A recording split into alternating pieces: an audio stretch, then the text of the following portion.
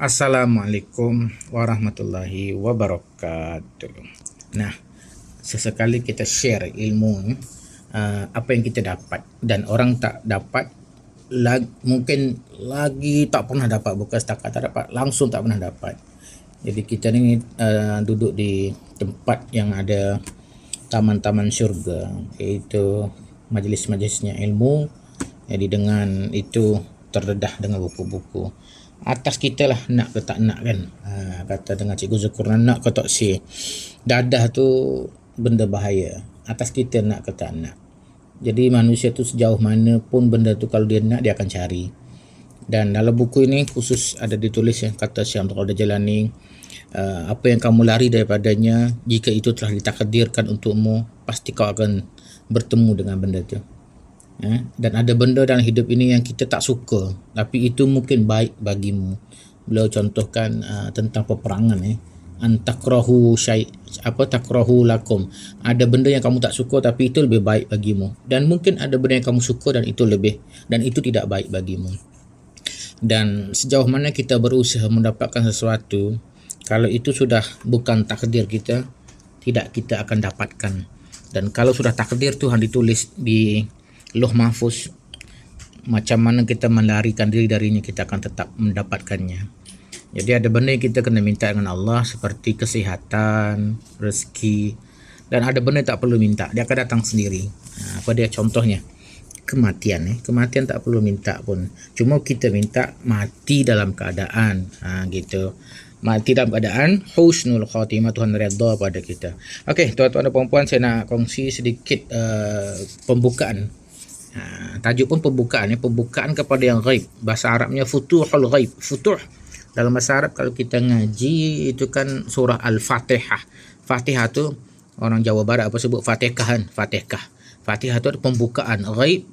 Ada benda-benda yang ghaib, itu benda bersifat kerohanian, bukan masuk alam jin, alam hantu.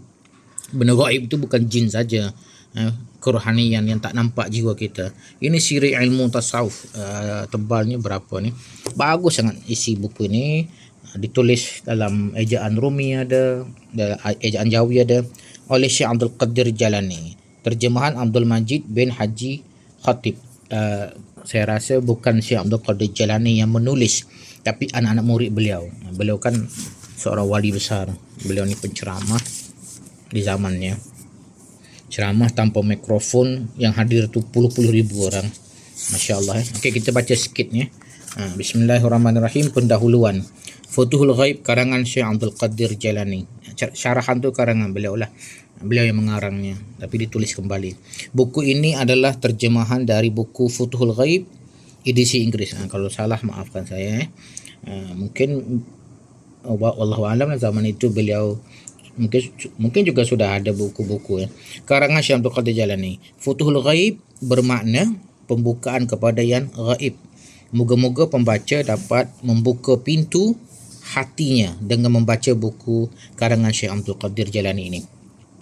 Syekh Abdul Qadir Jalani ialah seorang sufi dan wali Allah yang besar. Sampai sekarang di Nusantara khususnya, nama beliau disebut-sebut tiap-tiap malam oleh golongan-golongan yang mengamalkan amalan tertentu. Tentu sekali karangan beliau ini berunsur mistik atau kebaktian. Orang-orang sufi lebih mementingkan soal-soal rohani. Kan tak nampak ni rohani benda gaib. Jiwa, hati, kebatinan dan yang gaib. Dan semua ini adalah perkara gaib, iaitu tidak ternampak dengan mata kasar dan tidak dapat diraba dengan tangan. Tetapi yang gaib itu tetap ada. Untuk mengetahuinya perlulah menyuci hati hingga bersinar dengan cahaya ketuhanan yang maha tinggi.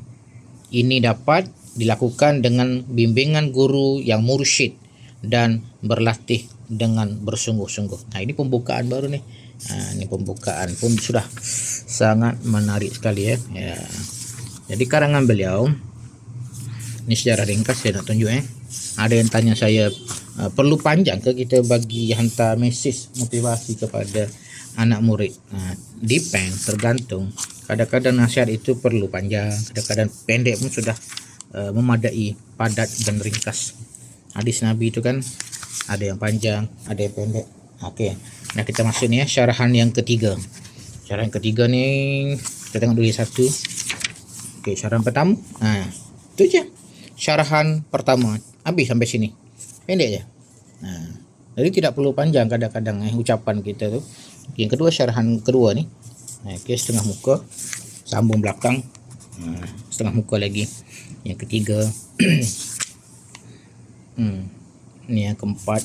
Jadi sebelum kita wafat, sebelum kita meninggal, eloklah kita mendalami ilmu-ilmu seperti ini. Sebab ilmu ini tak boleh nak didalami lah setelah kita meninggal nanti. Ilmu tentang hati jiwa. Tidak ada yang berguna setelah manusia meninggal dunia kecuali hati dia. Satu ayat Quran mengatakan yaumala, pada hari kiamat nanti, yang fa'umalun, tidak berguna lagi bagimu harta, wala banun, dan juga anak-anak, illa, melainkan man, sesiapa, atallaha, kembali kepada Allah, biqalbin salim, dalam keadaan jiwanya yang tenang. Okey, itu saja saudara. Mari kita mencari ketenangan dengan cara bertakarub, mendekatkan diri kita kepada Allah Subhanahu Wa Taala Yang Maha Esa. Mudah-mudahan pengakhiran hidup kita adalah yang terbaik. Amin ya rabbal alamin. Sekian, assalamualaikum warahmatullahi wabarakatuh.